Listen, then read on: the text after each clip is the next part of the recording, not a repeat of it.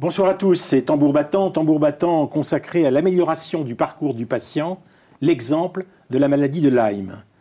Alors Marc Brandstein, bonjour. Vous êtes médecin à Drancy, vous êtes spécialiste de cette maladie de Lyme et vous avez soigné de très nombreux patients qui étaient atteints de cette pathologie et vous y avez consacré des travaux de recherche. Vous êtes l'auteur de ce livre qui s'intitule « Maladie de Lyme chronique, sortir de l'impasse », tout simplement parce que la maladie de Lyme, qu'on va définir, elle existe sous deux formes.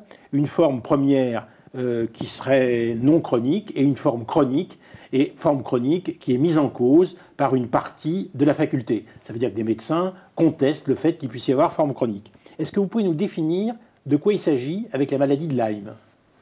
Alors, si on veut parler de la forme chronique? Non, de toutes les formes pour l'instant. Alors, la forme aiguë, c'est une contamination par des bactéries de la famille des borrélioses.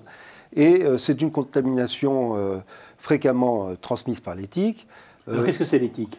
Les tiques, c'est des petits insectes qui viennent s'accrocher et sucer le sang de leur hôte. Alors souvent, c'est des hôtes animaux.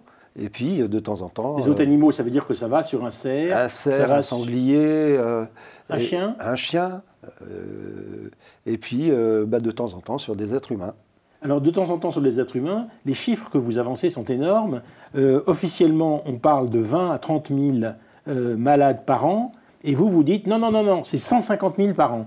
Vous n'exagérez pas un peu l'addition? Alors, pas du tout, parce qu'en fait, c'est des chiffres qui reprennent les données allemandes avec des populations finalement comparables. Pourquoi il y a des données en Allemagne et qu'il n'y a pas de données en France?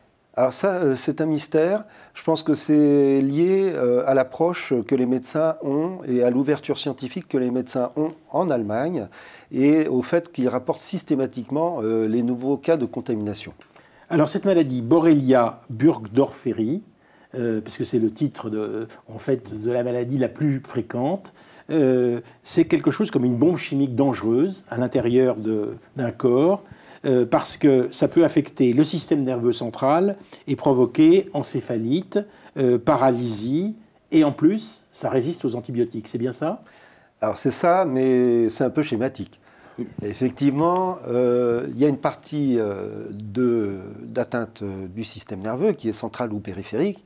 On peut avoir des sensations bizarres, des sensations de poignard, de coups, un petit peu partout. Mais ça atteint surtout, avant tout, le système vasculaire, l'oxygénation des tissus. Ça va entraîner des syndromes de Raynaud, les doigts froids. Ça va entraîner parfois des atteintes des coronaires, voire des infarctus. Et puis des atteintes vasculaires d'emblée au niveau cérébral. Les gens sont fatigués, ils ont des problèmes de mémoire, ils ont des problèmes également psycho-émotionnels. Parce que les échanges gazeux dans certains territoires du cerveau se font mal. Et notre cerveau fonctionne... Qu'est-ce que vous voulez dire par échange gazeux? L'oxygénation des tissus. Tout simplement.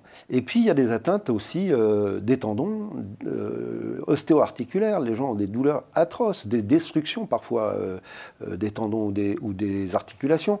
Et pour terminer, un certain nombre de ces patients, de ces malades, développent des maladies dites auto-immunes, c'est-à-dire où le corps va se retourner contre ses propres tissus, pour certaines raisons qui sont liées vraiment au type de bactéries auxquelles on a affaire. Alors donc c'est une bactérie, mais ce qui est intéressant, c'est que compte tenu disons, des aléas de ce que c'est la faculté à ce propos, c'est-à-dire les médecins à ce propos, on a, et vous décrivez dans votre livre, puisque nous allons parler du parcours du patient, on décrit dans le livre des parcours de patients absolument invraisemblables. Invraisemblables, c'est-à-dire complètement aléatoires, dépendant exclusivement des conditions dans lesquelles on a rencontré ou on n'a pas rencontré Marc Brandstein. Si on n'a pas rencontré Marc Brandstein, il y a peu de chances qu'on puisse trouver un traitement dans de bonnes conditions, surtout quand on a une maladie chronique. Et je dois dire que ce que vous racontent les patients dans ce livre, Maladie de Lyme chronique, c'est-à-dire la manière dont ils ont erré pour essayer de trouver une solution, ou au moins même un diagnostic à leur maladie, c'est incroyable. C'est-à-dire que ça peut passer très longtemps avant que le premier médecin auquel on s'adresse ait même l'idée de la maladie de Lyme. Pourquoi ? C'est lié à la dichotomie qui existe aujourd'hui entre science et médecine. La science en particulier dans le domaine de l'immunologie et de la biologie cellulaire, de la biochimie, c'est très évolutif, c'est très rapide, et il faut être baigné dans ce bain de science pour arriver à comprendre les mécanismes. La médecine est, je pense, dotée d'une inertie à l'absorption de toutes ces données. Et puis, il y a le fait qu'on ne change pas de fusil d'épaule lorsqu'on a des habitudes à la fois diagnostiques et thérapeutiques. Et souvent, on va se contenter d'explications qui sont un peu moins scientifiques, mais qui, de façon quotidienne, vont permettre des prises en charge de telle ou telle pathologie. Le principe de la médecine, aujourd'hui, il repose sur le fait de freiner l'évolution ou d'arriver éventuellement à stopper, donc dans une forme de rémission, certaines pathologies. Quand on s'intéresse à l'immunologie et qu'on connaît un peu les mécanismes, l'idée et le principe, c'est d'enlever ou d'arrêter le moteur de ces maladies et ainsi de guérir au mieux les patients de la pathologie dont ils souffrent. Voilà, donc c'est un peu l'approche que j'ai eue lorsque j'ai commencé à me passionner pour l'immunologie et pour cette famille de pathogènes, devrait-on dire. Vous attribuez les aléas du parcours du patient à l'ignorance des médecins, à leur volonté de ne pas changer. Donc c'est les médecins qui sont responsables de ces parcours complètement aléatoires et complètement erratiques. Alors je ne peux pas incriminer mes confrères. Mais c'est ce que vous faites dans votre livre, soyez franc. J'ai été opposé dans mes vues à beaucoup d'arbitraires avec un discours fort peu scientifique.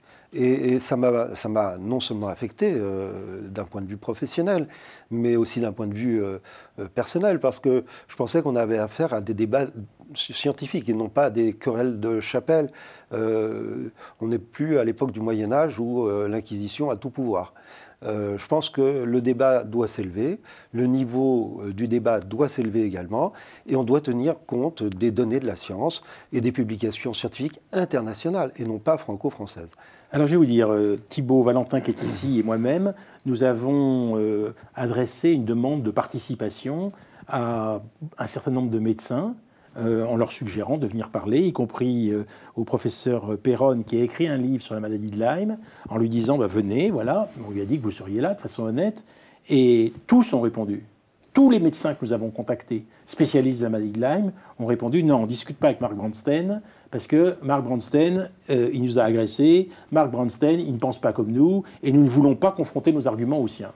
J'ai été sidéré, je crois que j'ai rarement vu dans ma profession, disons, un refus global des interlocuteurs possibles que vous pourriez avoir et qui ne seront pas dans cette émission, sauf exception, on le verra tout à l'heure, en face de vous. Alors, est-ce que ça veut dire que vous êtes un farfelu ? Est-ce que ça veut dire que vous ne passez pas la rampe ? Est-ce que ça veut dire que vous agressez vos confrères de façon excessive ? Je ne sais pas, mais je voudrais que vous m'expliquiez pourquoi on a tant de médecins qui vous sont opposés. Eh bien, comme j'ai dit, le débat scientifique est de très faible niveau.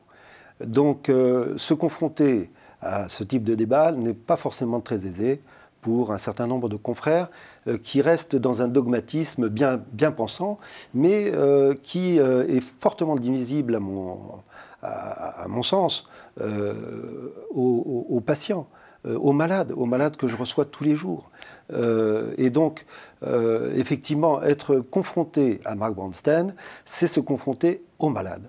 Et finalement, le système de santé repose sur l'idée de solidarité en France. C'est le contribuable qui finance ce système de santé.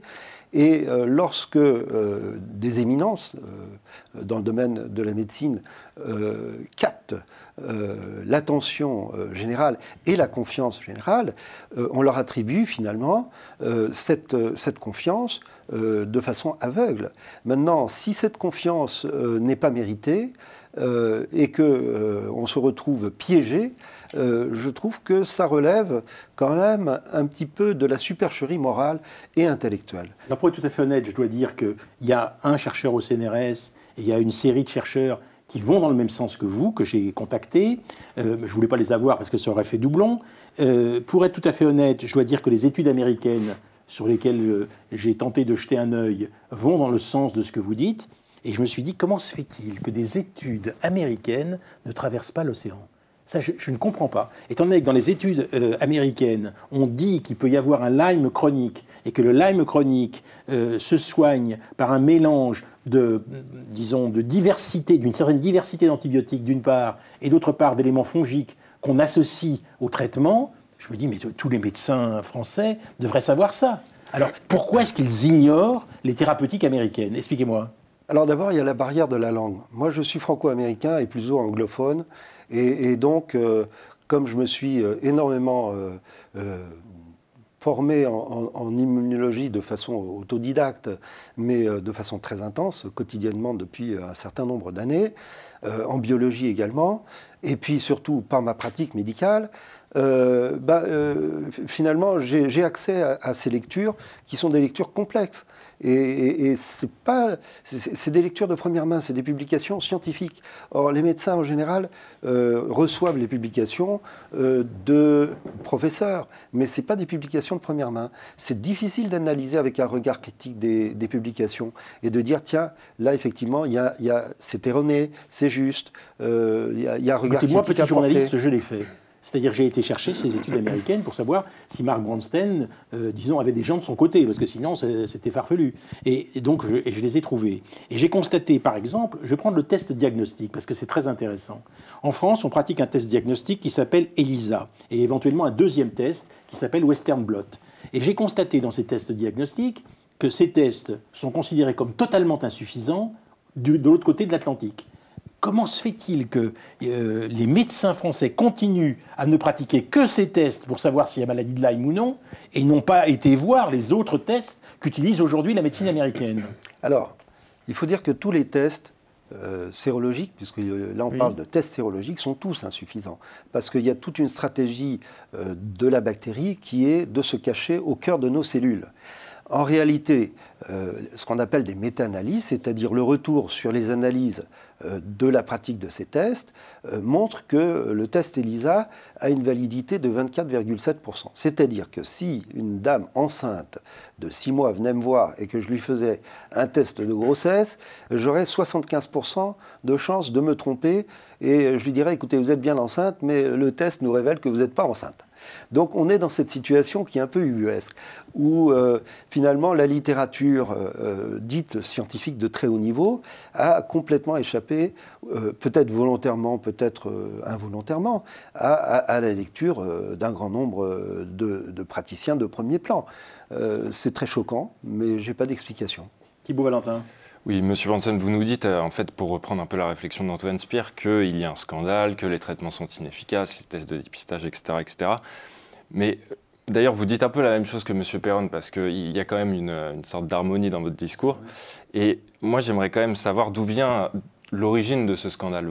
C'est lié à quoi? Est-ce que c'est un problème de corruption au niveau de la Haute Autorité de Santé, du gouvernement? Est-ce que c'est une petite querelle de chapelle entre infectiologues et immunologues? D'où vient ça? Attendez, je voudrais juste rappeler que la Haute Autorité de Santé part de deux moments clés. 2006, où on dit qu'il n'y a pas de maladie Lyme chronique, et ensuite 2018, avec une nouvelle analyse faite par la Haute Autorité de Santé, qui est mi-chef, mi-chou, qui ne donne raison à personne, et qui dit, ben voilà, il y a deux manières de penser la maladie de Lyme. Il y a une maladie de Lyme immédiate, et puis il y a une maladie de Lyme chronique. Donc ils disent qu'il y a une maladie de Lyme chronique, ce qui a rendu fou un certain nombre de médecins aujourd'hui, puisque eux, ils en sont même à nier l'existence de la maladie de Lyme. Alors, là-dessus, j'ai pas de réflexion. Des enquêtes sont en cours. Il faut savoir qu'il y a des enquêtes judiciaires et que je ne suis pas du tout dans les secrets de l'instruction. Vous devez avoir une petite idée quand même. Alors, j'ai mes idées que je vais garder. Je n'incrimine absolument personne. Je pense que effectivement, il y a des habitudes de prescription. Il y a des enjeux économiques qui sont très lourds en la matière. Lorsque le professeur Miklosi, qui est une sommité aux États-Unis, publie sur Alzheimer qu'en 2007, 2011, 2015 et 2017, des cohortes d'anatomopathologie, c'est-à-dire de découpe de cerveau de patients qui souffraient d'Alzheimer, et que dans 90% des cas, on retrouve trouve du Lyme et qu'on attribue ces lésions au Lyme, eh ben, on s'interroge sur la prise en charge actuelle. Pourquoi c'est pas considéré par la Haute Autorité de Santé qui quand même délivre des recommandations suivies par tous les médecins? Pourquoi? Ça c'est un mystère. Il y a un recours actuellement qui a été fait au Conseil d'État contre cette décision, mais sur des bases juridiques. Effectivement, je le révèle dans le livre, un certain nombre de médecins n'auraient pas dû figurer dans cette commission puisqu'ils avaient partie liée avec certains laboratoires. Donc l'indépendance nécessaire à avoir un discours purement scientifique en la matière était exclue. On verra la décision du Conseil d'État et puis on verra ensuite les décisions pénales qui s'en suivront, puisque je pense que le dossier sera transmis peut-être à une association comme Anticorps, fondée par des magistrats et des policiers. Marc Monstein, vous dénoncez en fait l'abandon de bataillons de patients qui se sentent renvoyés vers la psychiatrie, par exemple. On leur dit, mais finalement, votre maladie est une maladie psychiatrique. Le système immunitaire n'est pas le seul à se retourner contre les malades, écrivez-vous. C'est pas seulement le système immunitaire, c'est finalement le système médical. C'est le système médical qu'on finance à grands frais. Lorsqu'on sait qu'aujourd'hui, 1 million de personnes souffrent d'Alzheimer, plus de 800 000 enfants souffrent de troubles envahissants du développement, et qu'on lit toutes les études qui sont corroborées par la pratique, parce que moi j'ai une pratique médicale, et effectivement on peut arrêter l'évolution et on améliore la condition des patients, leurs conditions cliniques, et parfois même on les guérit. On s'interroge. Est-ce que le système médical est volontairement aveugle? Est-ce qu'il a partie liée? Est-ce qu'il s'agit d'ignorance tout simplement? Ou est-ce qu'il s'agit d'habitude de prescription? C'est autant de questions que des magistrats se poseront le moment venu. Alors j'étais très impressionné par cette patiente traitée aux USA, rentrée en France, et qui se heurte au refus de la médecine française et de la sécurité sociale de poursuivre les soins qu'elle avait engagés aux États-Unis, parce qu'on dit que la maladie chronique de Lyme qui avait été diagnostiquée aux États-Unis n'existe pas. On lui dit, vous n'êtes pas malade, enfin cette maladie chronique n'existe pas. J'ai été vraiment frappé, comment est-ce que, sachant même ce qu'était le diagnostic américain, des médecins français ont dit, mais non, tout ça n'existe pas, et l'ont renvoyé finalement chez elle à chercher d'autres parcours pour trouver enfin un médecin qui s'intéresse à elle. Alors, aux États-Unis, il y a deux écoles qui s'affrontent. Une première école qui est l'inspiratrice de la position idéologique française et qui se fonde sur 450 articles. Ces 450 articles dits scientifiques, c'est une maladie qui se guérit très facilement, mais finalement, c'est assez mal étayé d'un point de vue scientifique. L'autre, qui s'appelle ILADS, qui regroupe plus de 3500 médecins dans le monde aujourd'hui, qui est beaucoup plus scientifique et qui a analysé aussi bien des articles d'immunologie, de biochimie, de biologie cellulaire, de données scientifiques et statistiques, qui se fondent sur plus de 18 500 articles validés scientifiquement, qui vont finalement s'étendre de 1989 à 2019. Les points de vue français, pour moi, souffrent d'une petite légèreté scientifique. Voilà, c'est tout ce que je peux dire. C'est mon point de vue. Bon, c'est un point de vue qui peut tout à fait se contester. Mais dans ma pratique quotidienne, je suis amené à recevoir des milliers de patients. Des milliers de patients. Vous dites des milliers de patients, qui se sont heurtés finalement à l'incapacité du système de les prendre en charge. Voilà, et surtout de les prendre en charge avec à la clé quand même une guérison. C'est-à-dire qu'on les laisse s'aggraver. Vous savez, dans une maladie, il y a 3 étapes. Il y a une étape asymptomatique, on ne ressent rien, et il n'y a aucun dommage. Et puis il y a une étape, on a plein de symptômes.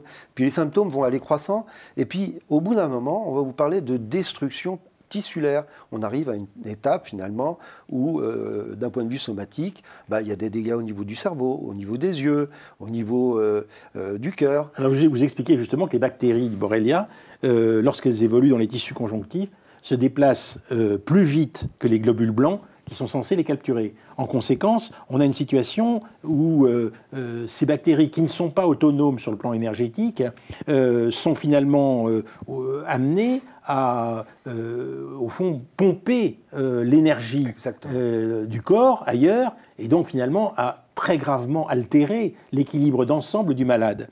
Mais moi, ce qui m'a le plus intéressé, c'est ce que vous dites sur l'autisme. vous dites au fond que beaucoup de formes d'autisme aujourd'hui, et c'est vrai que les diagnostics d'autisme ont été en croissant de façon absolument extraordinaire depuis une quinzaine d'années, et vous dites que ces autistes en nombre croissant sont dus à la maladie de Lyme. Alors, d'abord, je ne suis pas le seul à acclamer, mais je écoutez, peux franchement, pas... moi, c'est la première fois que je non, lis. Non, c'est publié, Brainsfield, tout ça, c'est très publié. Bourrascano, bon, il y a eu vous savez, beaucoup de publications aux États-Unis. C'est pas l'agent exclusif. Maintenant, il faut comprendre une chose. En 1970, on parlait de 5500 cas d'autisme en France. Aujourd'hui, on en est à 800 000. Oui. La génétique humaine, puisque c'est le cheval de bataille qui est financé par les pouvoirs publics aujourd'hui, d'un montant de 14 millions d'euros cette année, la génétique humaine, en 40 ans, elle n'a pas changé. Les conditions d'accouchement et les conditions de surveillance des grossesses en 70 étaient moins bons qu'aujourd'hui. On peut parler du fait qu'il y a moins de dommages néonataux que dans les années 70. D'autre part, il n'y a qu'un phénomène infectieux. Alors, l'attribuer aux borrélioses, effectivement, on retrouve des marqueurs. Dans la plupart des cas, on retrouve des marqueurs. Et puis surtout, une situation d'immunodépression et d'inflammation chronique. Lorsqu'on connaît l'immunologie et qu'on fait ces tests immunologiques chez les enfants, on s'aperçoit qu'il y a non seulement des marqueurs, mais une inflammation exclusivement due à des agents infectieux. Oui, pour quitter un peu la maladie de Lyme et voir un peu le parcours du patient dans sa globalité, est-ce qu'en France, on ne manque pas de spécialistes du diagnostic, finalement, comme il en existe aux États-Unis ? Est-ce qu'on ne manque pas, par exemple, de secteurs hospitaliers qui seraient entièrement consacrés au diagnostic de maladies rares, chroniques ? Alors, en fait, je pense qu'on n'en manque pas. Les gens sont très calés dans leur domaine, mais dans leur reste tout de même très cantonné à une approche qui, à mon sens, est un petit peu passéiste. Effectivement, je voulais dire, l'antiquité de la médecine n'est plus d'actualité. Ce qui est intéressant, c'est qu'il y a un rapprochement entre les scientifiques de haut niveau. Pour parler d'Alzheimer, le professeur Gaillet, qui est une figure des plus éminentes de la neuroimmunologie et qui dirige un des plus grands services de neuroimmunologie en France, celui de Strasbourg, qui est un service INSERM, dit dans un article de façon très claire et péremptoire que Alzheimer, c'est Lyme plus un virus. Il parle d'Epstein-Barr, il parle de virus herpétique.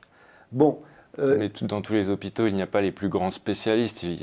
Non, mais il faut écouter, et c'est ce que dit le professeur Gaillet. Il dit « Je suis interpellé par le fait que les scientifiques n'écoutent pas les scientifiques. » Est-ce qu'on a le même niveau de science que les scientifiques de très haut niveau chez tous les scientifiques, et notamment chez les médecins? Non. Il faut savoir écouter ce que des scientifiques de très haut niveau nous apportent. Et il faut leur demander les explications qui vont avec. Donc c'est dommageable, parce que c'est des problèmes de santé publique. On a une explosion aujourd'hui de ces problèmes d'autisme, on a une explosion de ces problèmes d'Alzheimer, et ça change. Et surtout, ça sort du domaine de la spécialité. Ça rentre dans un domaine beaucoup plus global de la connaissance à la fois scientifique et médicale, et de la pratique médicale. Alors il y a une polymorphie des symptômes, hein.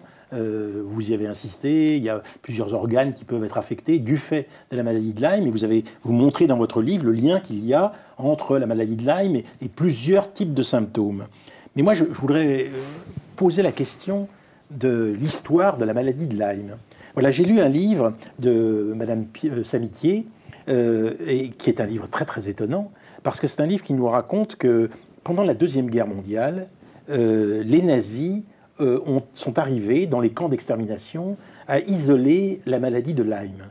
Et je voudrais avoir votre avis sur, en conséquence, les trouvailles qu'ils ont faites et le lien qu'il y a avec la situation absolument folle du point de vue du parcours du patient d'aujourd'hui. C'est-à-dire que, est-ce que les systèmes de défense nationale qui ont travaillé après les nazis sur la maladie de Lyme, et il y en a, elle l'explique dans son livre, Marie-Pierre Samitier, ont empêché, au fond, qu'on domine totalement le sujet, et en conséquence, est-ce que pour des raisons politiques, cette maladie est quelque chose qui est utilisé comme condition d'une agression possible d'un pays sur l'autre, et qu'un système de défense nationale de hauts pays développés utiliserait éventuellement, en cas de conflit grave, ce type de maladie pour les inoculer aux ennemis, Est-ce que vous pensez qu'il y a une explication politique qui tient le choc? Alors ça, je suis incapable d'y répondre, mais par contre, ce que je sais, c'est qu'effectivement, cette pathologie, et les pathologies induites en fait par cette famille de bactéries, coûtent cher à la société. Peut-être qu'il faut rappeler l'origine, si vous me permettez, peut-être qu'il faut rappeler l'origine du mot Lyme. Le mot Lyme, c'est une ville donc, du Connecticut. En 1975, il y a eu une étrange épidémie dans cette ville de Lyme, où on a eu au fond une épidémie qui a conduit à énormément de maladies de Lyme dans cette ville de Lyme. Mais c'était la forme aiguë de la maladie, oui, qui touchait des adolescents et qui touchait les articulations avec un... Vous avez bien une idée pourquoi il y a eu ça? Pourquoi dans le mais il y avait un centre de recherche, Rikers Island, qui était à 2 pas de cette ville.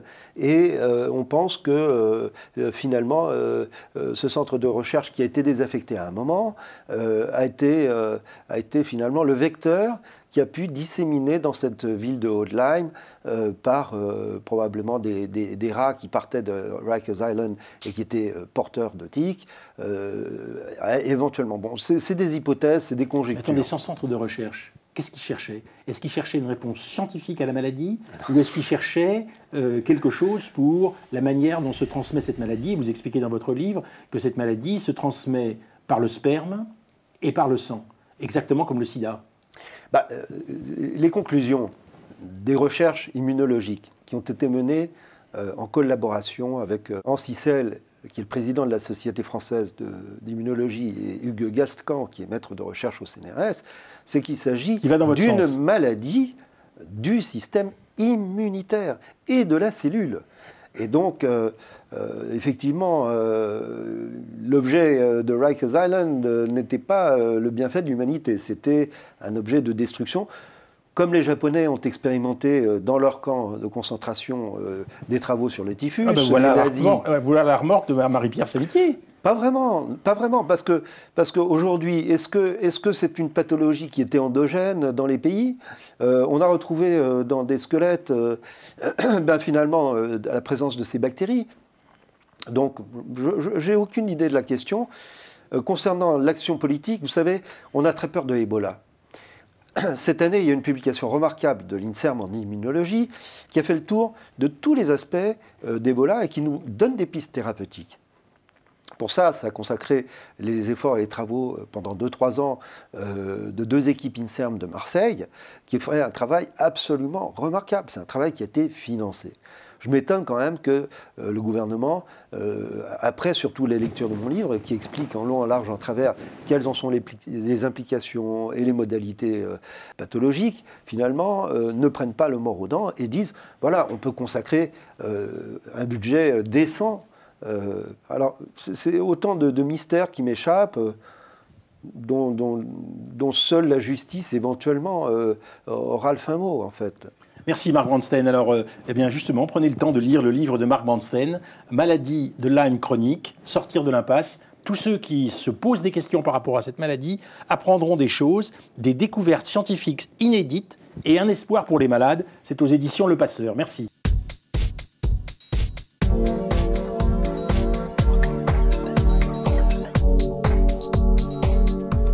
Améliorer le parcours du patient. L'exemple de la maladie de Lyme, deuxième partie, sur le grill. Face à face, Mathias Lacoste. Bonsoir Mathias Lacoste. Bonsoir. Vous êtes président de l'association Le Droit de Guérir. Vous avez été atteint de la maladie de Lyme et vous avez été en errance médicale pendant plus de 10 ans. Vous êtes père de 2 enfants et vous avez consacré une grande part de votre vie, on peut le dire, depuis cette maladie qui vous est tombée sur le coin de la figure, à essayer de lutter contre cette maladie. En face de vous, le docteur Patrick Erard.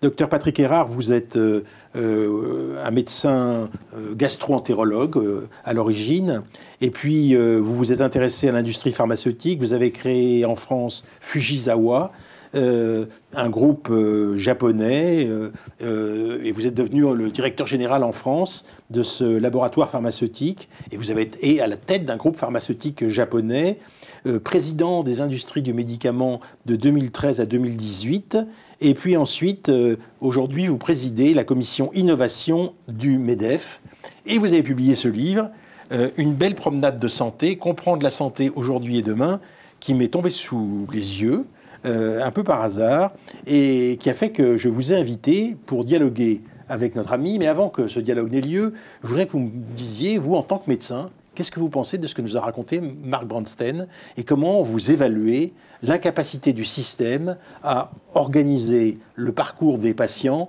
lorsqu'ils sont atteints de cette maladie? Alors d'abord, je tiens à préciser que je ne suis pas un spécialiste de cette maladie. Donc, je sais.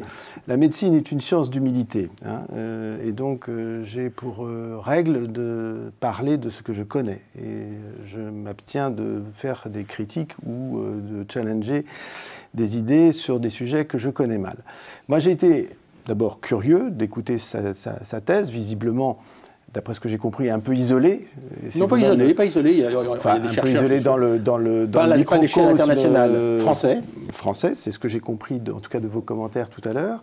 Ce qui m'a intéressé, c'est d'essayer de comprendre pourquoi, finalement, il y avait cette dichotomie entre un monde qui se veut être empreint de certitude. Ça n'existe pas, ça existe peut-être, ça existe au début, pas dans la forme chronique. Et puis un homme qui s'y intéresse et qui vient développer une thèse tout à fait différente, qui s'appuie sur visiblement un certain nombre de publications. Moi, ça m'a laissé un sentiment un peu désagréable, qui est d'abord que ce monde de la science, ce monde de la médecine, mais on retrouve un peu là les traces de Molière, c'est un monde de discorde, finalement. C'est un monde dans lequel les gens ont du mal à se rassembler autour de travaux communs pour établir un consensus et une synthèse de ce qu'ils savent ou de ce qu'ils ne savent pas. Et puis la médecine est un monde dans lequel, hélas, je le regrette trop souvent, les femmes et les hommes qui l'exercent ont du mal à dire « je ne sais pas ».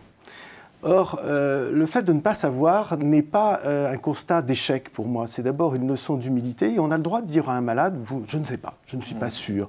Et je pense que souvent on gagnerait à dire aux patients « je ne suis pas certain ».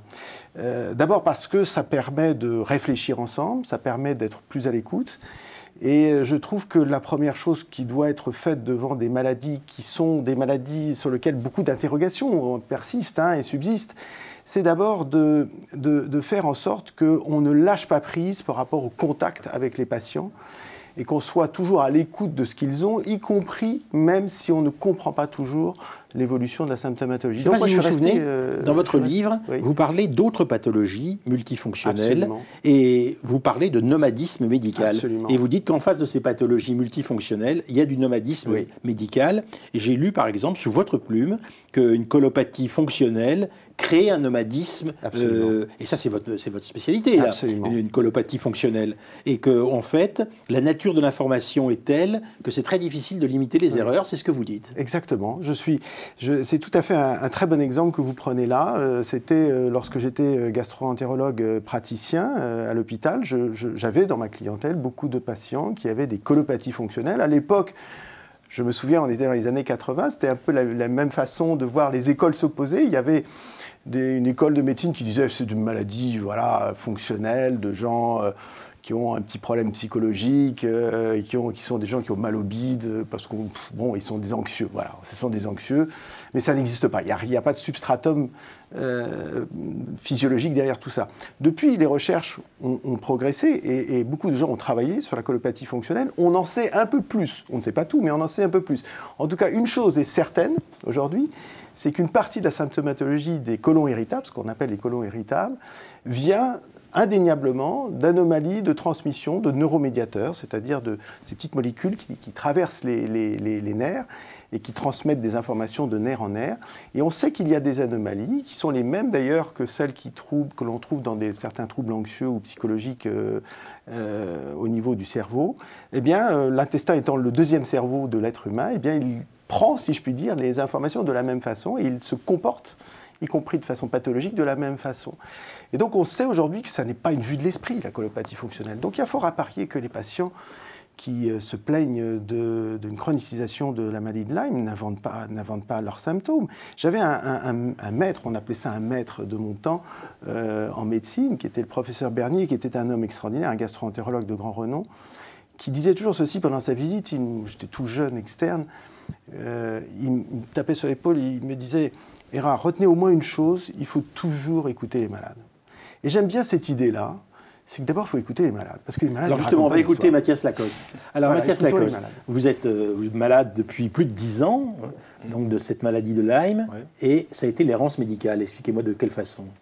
Alors moi, mes premiers symptômes, ils ont commencé, j'avais 8 ans à peu près. J'ai eu des douleurs articulaires qui ont été mis sur le compte de la croissance à l'époque.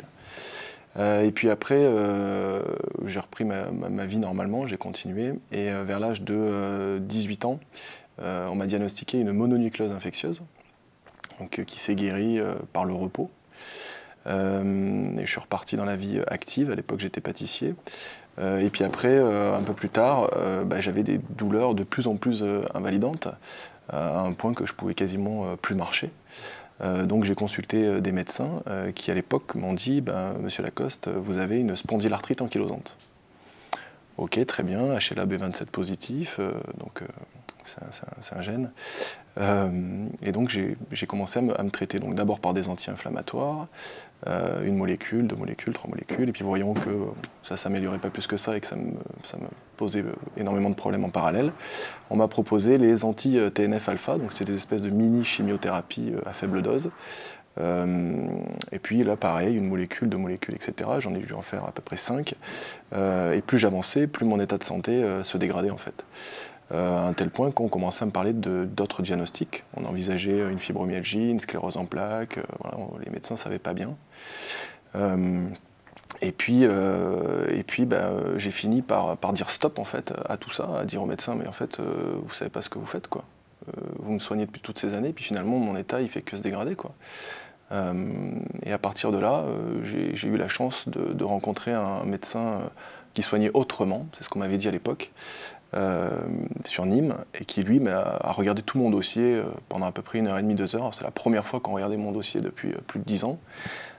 Et puis à la fin, il me regarde et puis il me dit pour moi, vous n'avez pas de spondylarthrite ankylosante, vous n'avez pas de sclérose en plaques, vous n'avez pas de fibromyalgie. Pour moi, vous avez une maladie de Lyme. Alors, je lui dis mais une maladie de Lyme, je dis c'est quoi déjà, parce que je ne savais pas du tout ce que c'était. Il me dit voilà, c'est transmis par morsure de tique, mais pas seulement.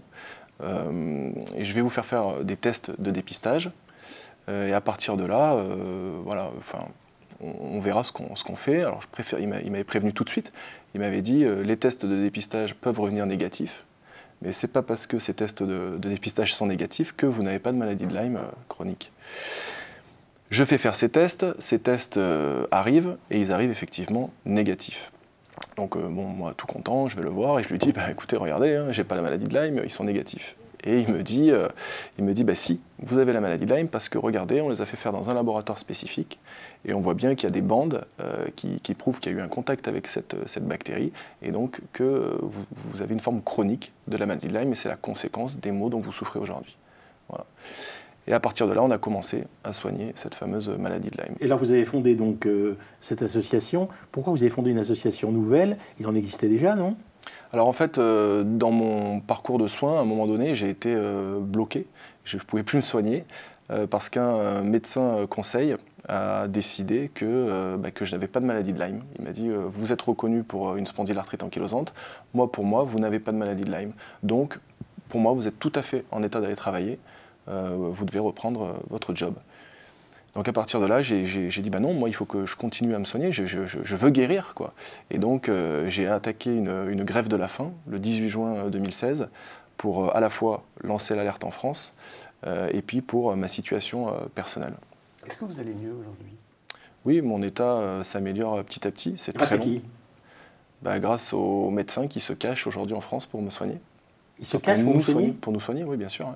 C'est très compliqué. Ouais. Alors moi, ma situation personnelle est encore plus compliquée puisque je lance l'alerte en France et donc on ne me fait absolument pas de cadeau. Aujourd'hui, je ne suis plus suivi par le corps médical. Aucun médecin ne veut me prendre en charge. Donc je suis en automédication.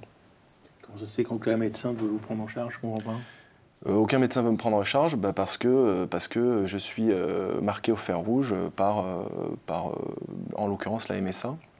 Avec qui la MSA, c'est la Mutualité Sociale Agricole, avec qui je suis en procès donc déjà depuis 2016. Pourquoi? Parce qu'ils ne veulent pas rembourser les Parce frais? qu'ils ont suspendu mes indemnités journalières, parce qu'ils considèrent que je ne suis pas malade. Alors il faut dire que vous avez fait beaucoup, parce que vous avez fait un procès à France Roblot, chef du service des maladies infectieuses de Poitiers. qui avait dit que c'était insupportable qu'on qualifie la maladie de Lyme de maladie chronique. Donc elle pensait que la maladie de Lyme chronique, ça n'existait pas. Vous étiez l'exemple vivant que ça pouvait éventuellement exister si on acceptait de dire que vous aviez la maladie de Lyme. Et vous avez dit que compte tenu de son attitude, que son attitude était insupportable. Et vous avez été condamné à une amende avec sursis pour injure. Oui, je l'ai traité de monstre. Vous l'avez traité de monstre, oui, parce que ça vous affectait évidemment, puisqu'on ne voulait pas reconnaître votre maladie. Ouais, alors j'ai réagi à chaud. Il y a un article qui est sorti dans la Nouvelle République disant que la forme chronique de la maladie de Lyme n'existait pas, et puis s'appuyant sur une étude qui a été réalisée par le professeur Eric Combe, qui est une étude qui ne tient absolument pas debout. Elle a été réalisée dans des conditions très particulières. Donc à chaud, j'ai pris ma caméra et puis voilà, je l'ai traité de monstre. Voilà, cette vidéo depuis a été retirée des réseaux sociaux sur demande du procureur, et donc oui, j'ai été jugé pour ça et reconnu coupable. Et alors, à propos du plan anti-Lyme, devant l'établissement français du sang, vous avez été faire une manifestation, puisqu'on a dit que ça se transmettait par le sang, oui, et par les conditions dans lesquelles on donnait du sang à un autre malade, et vous avez aspergé les murs de l'établissement français du sang de liquide rouge, un peu au fond comme toutes les manifestations qu'il y a eu au moment où un certain nombre de malades voulaient faire reconnaître tel ou tel aspect du sida.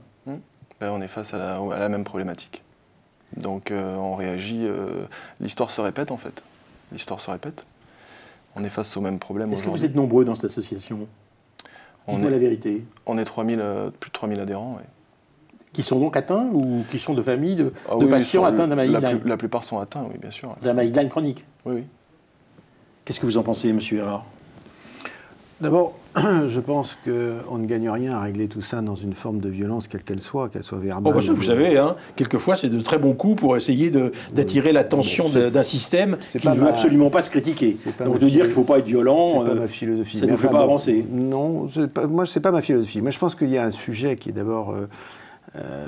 qui me préoccupe, c'est de savoir comment on met en place dans ce pays, et de façon générale en Europe et dans tous les pays occidentaux, un partage de la donnée de telle sorte qu'on améliore la connaissance. Parce que je pense que d'un point de vue scientifique comme d'un point de vue philosophique, les solutions se trouvent dans l'amélioration de la connaissance. Aujourd'hui, on a une chance extraordinaire, c'est que l'on peut, grâce au numérique, grâce à un certain nombre d'éléments qui sont liés au développement de l'intelligence artificielle, on peut partager de la donnée, on peut partager de la donnée collectée, de la donnée individuelle agrégée, et on peut partager également de la donnée scientifique au sens étude, au sens expérimental du terme. Le partage de la donnée aujourd'hui est très insuffisant. Les lois évoluent de façon maigrelette. Je dis souvent, y compris dans les instances que je préside, qu'aux États-Unis, ils ont les GAFA, en France, on a la CNIL. Ça donne bien un peu le décalage qu'il y a entre la culture française, qui est une culture qui se veut protectrice, mais qui en même temps bride, quelque part, de mon point de vue, le développement de la connaissance et du partage du savoir, parce que l'on ne veut pas mettre en place les éléments qui permettent le partage de la donnée. On parlait du parcours de soins, et je pense qu'on va y venir, mais avant de parler du parcours de soins, avant de parler de l'errance de M. Lacoste, qui est caricaturale, si je puis dire, des situations dans lesquelles on ne sait pas, dans lesquelles on est perdu, on est seul avec ses symptômes, sans diagnostic, ce qu'il décrit est tout à fait classique. La première chose qu'il faut développer dans ce pays, c'est un moyen simple, qui existe déjà, c'est le dossier médical partagé, de permettre à chaque patient de collecter l'ensemble des examens, des investigations qu'il a reçues sur un seul et unique document numérique. C'est de sorte qu'on évite déjà de refaire des choses qui ont déjà été faites. D'accord. Ben, oui, mais c'est important, parce que cette traçabilité des choses, du parcours de soins, permet déjà d'en éviter une partie de l'errance. Et ensuite, la deuxième solution se trouve dans le partage des données, puisque le partage des données donne de la puissance à la connaissance. Or, faire la lumière sur la maladie de Lyme, ou faire la lumière sur d'autres pathologies pour lesquelles on ne sait pas grand-chose, ça passe d'abord par le partage des données. Alors, je crois qu'aujourd'hui, la connaissance, elle est bloquée par les lobbies. Quels lobbies ? Notamment les lobbies pharmaceutiques, l'industrie pharmaceutique. Derrière cette maladie de Lyme, il y a comme l'a expliqué Marc Brandstein, il y a une multitude de pathologies. Très concrètement, nous, dans notre association, tous les jours, on voit des gens qui arrivent, qui ont reçu des diagnostics de spondylarthrite ankylosante, de fibromyalgie, de sclérose en plaques, etc. Et systématiquement, alors si c'était une fois sur deux, je veux bien, mais c'est systématique. Hein. C'est-à-dire que tous ces gens-là, une fois qu'ils recherchent la maladie de Lyme, on s'aperçoit qu'ils ont une maladie de Lyme, quoi. Et qu'est-ce qui vous fait dire qu'il y a un lobby de l'industrie pharmaceutique qui empêcherait ça? C'est sur quoi vous vous appuyez pour dire ça? Parce qu'il y a tout un système de soins qui aujourd'hui est en place. Il y a tout un système économique qui s'est lié aux autres pathologies, vous voulez dire? Bien sûr. Lié aux autres pathologies pour lesquelles les laboratoires ont des médicaments. Soigner une maladie de Lyme, par exemple, dans une phase primaire, ça coûte aux contribuables 2 000 € par an. Et après, le patient est guéri. Une forme chronique de la maladie de Lyme, par exemple une polyarthrite rhumatoïde, coûte aux contribuables 80 000 € par an.